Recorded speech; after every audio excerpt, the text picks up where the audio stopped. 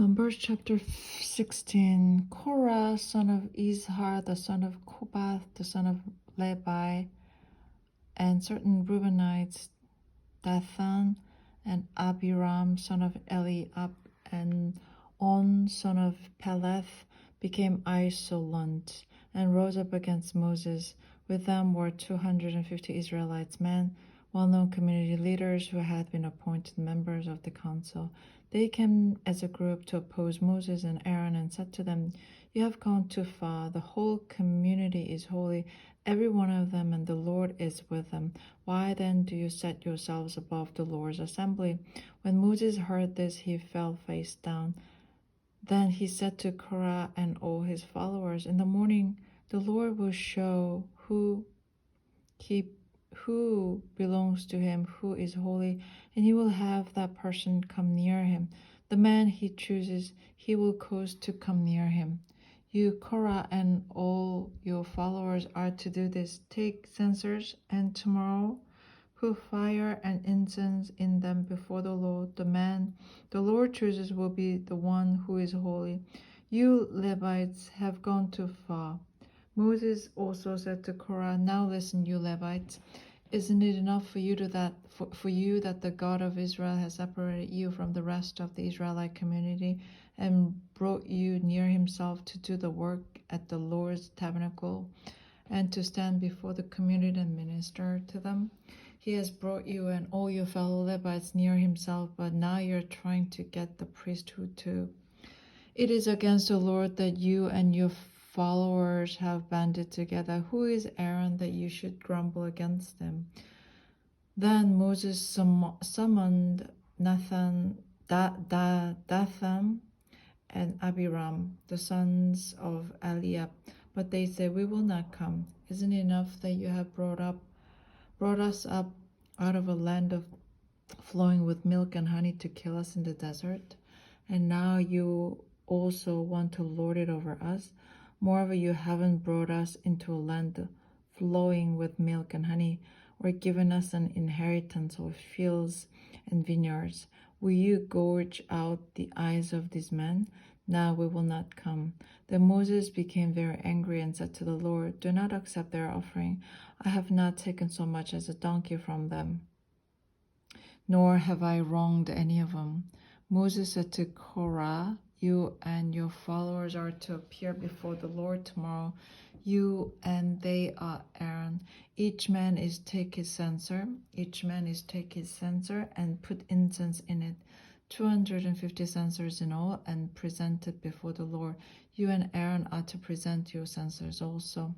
So each man took his censer, put fire and incense in it, stood with Moses and Aaron at the entrance at the tent of meeting. When Korah had gathered all his followers in opposition to them at the entrance to the tent of meeting, the glory of the Lord appeared to the entire assembly.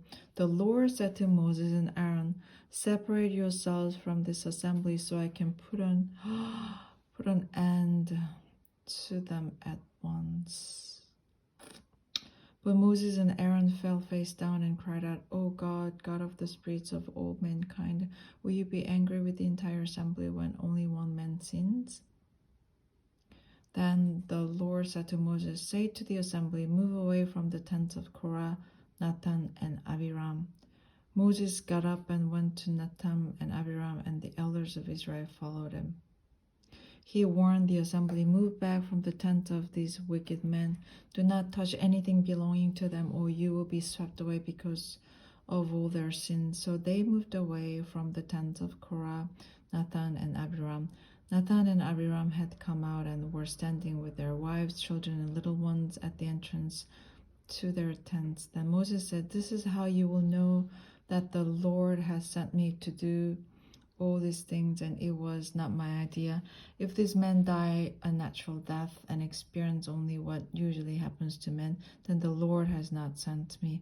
But if the Lord brings about something totally new, and the earth opens its mouth and swallows them with everything that belongs to them, and they go down alive into the grave, then you will know these men have treated the law with contempt."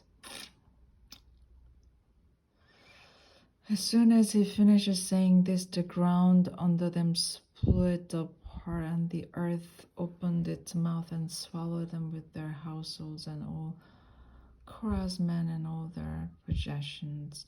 They went down alive into the grave with everything they owned. The earth closed over them, and they perished and were gone from the community. At their cries, all the Israelites around them fled, shouting, "The earth is going to swallow us too."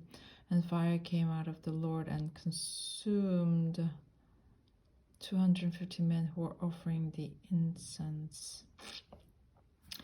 The Lord said to Moses, "Tell Eleazar, son of Aaron the priest, to take the incensers out of the smoldering remains and scatter the coals some distance away, for the censers are holy.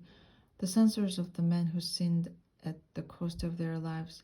Hammer the censers into the sheets, into sheets to overlay the altar, for they were presented before the Lord and have become holy. Let them be assigned to Israelites."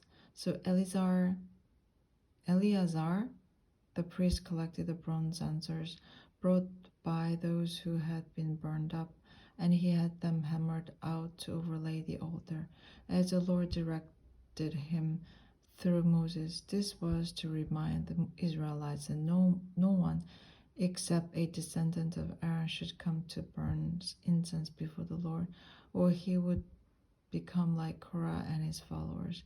The next day, the whole Israelite community grumbled against Moses and Aaron. "You have killed the Lord's people," they said. But when the assembly gathered in opposition to Moses and Aaron and turned toward the tent of meeting, suddenly the cloud covered and the glory of the Lord appeared.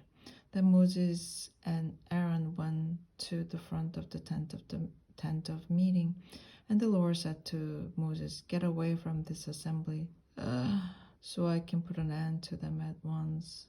And they fell face down. Then Moses said to Aaron, "Take your censer and put incense in it, all with fire from the altar, and hurry to the assembly to make atonement for them. Wrath has come out from the Lord, the plague has started." So Aaron did as Moses said and ran into the midst of the assembly. The plague had already started among the people, but Aaron offered the incense and made atonement for them.